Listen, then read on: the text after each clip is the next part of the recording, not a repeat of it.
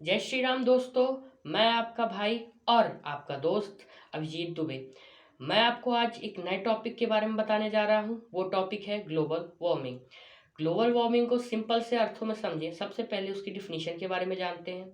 Global warming is uneven heating of earth.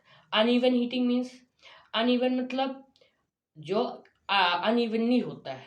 और दो चीज़ें हमको जाननी जरूरी है। हीटिंग तो होती है, एक नेचुरल हीटिंग होती है, एक अनइवन हीटिंग होती है। नेचुरल हीटिंग कैसे होती है?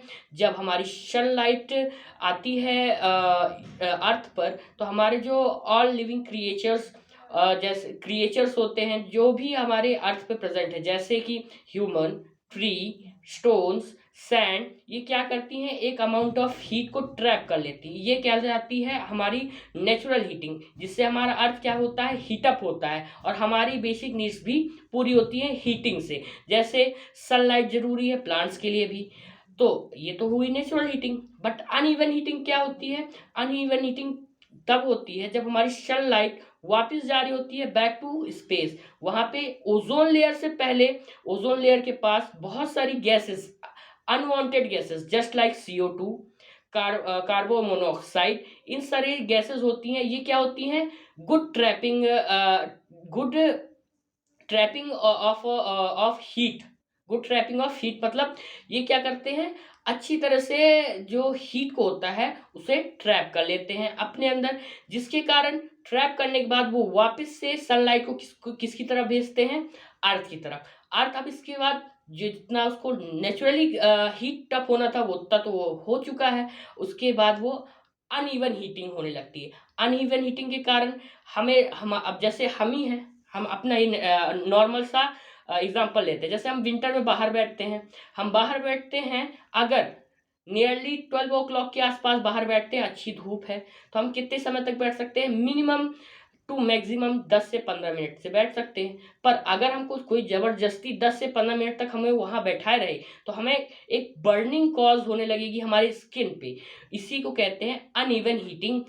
और यही जब हम हमारी हमारी क्षमता, क्षमता means at our peak level पे हम पहुंच जाते हैं अपनी किसी भी चीज़ को एब्जॉर्ब करने को, उसी कहते हैं व्हेन, उसी उसी समय को कहते हैं अनइवन हीटिंग। अनइवन, ठीक है, जो हमारे लिए इवन ना हो, जो हमारे लिए सुटेबल ना हो, उसी को कहते हैं क्या? Uneven.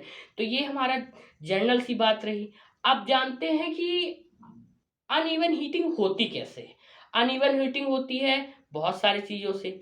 Carbon dioxide, carbon monoxide, जो ये गैसेस होती है वो ट्रैप करती हैं। तो और ये गैसेस ओवरलोड और अधिक मात्रा में, और कहाँ से आती हैं ये चीज़ें जानते हैं हम।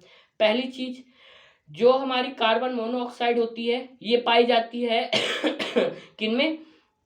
गीजर्स में। गीजर्स हो गए, रेफ्रिजरेटर्स हो गए, इन सब से जो गैस निकलती है कार्बन मोनोऑक्साइड होती है। कार्बन डाइऑक्साइड क्या आती है? कार्बन डाइऑक्साइड के सबसे बड़े उदाहरण तो हम खुद हैं। कौन? ह्यूमंस। दूसरी, हम जब डिफॉरेस्टेशन करते हैं उस वहाँ से भी कार्बन, जो हमारा जो ट्री होता है वो कार्बन डाइऑक्साइड को ऑब्जॉर्ब करता है, हम उसको भी हटा रहे हैं, जिसके कारण कार्बन डाइऑक्साइड का क्या हो रहा है? एक्सेसिव एक्सेस सीरीज बढ़ रही है, उसकी मतलब मात्रा हमारे ग्लोब में बढ़ रही है। आगे और बातें क्या करें? अब हम एक चीज़, बहुत इंपॉर्टेंट चीज़ है, अगर आप जानना चाहेंगे, इंटरेस्टिंग फैक्ट है।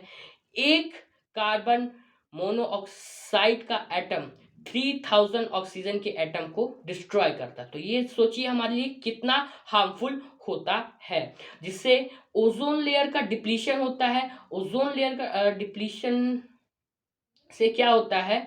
Ozone layer form, ozone layer form किससे होती है? ओजोन लेयर जनरली फॉर्म होती है ऑक्सीजन से।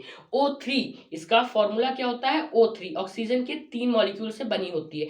जब कोई भी कार्बन मोनोऑक्साइड इसको कैप्चर करके या फिर इसको डिस्ट्रॉय करती है, तो जो हमारे सन से अनवांटेड रेज हैं, यूवी रेज, गामा रेज, जो हमारे स्किन के लिए हार्मफुल होती हैं, वो भी एंटर होती हैं और हमें क्या करती है? Different different types of disease cause करती है। जैसे सबसे बड़ा डिसीज है क्या है? हमारा सबसे नोन डिसीज है skin cancer. Skin cancer ozone layer के डिप्लीशन के कारण भी होता है। और ये कब हुआ था?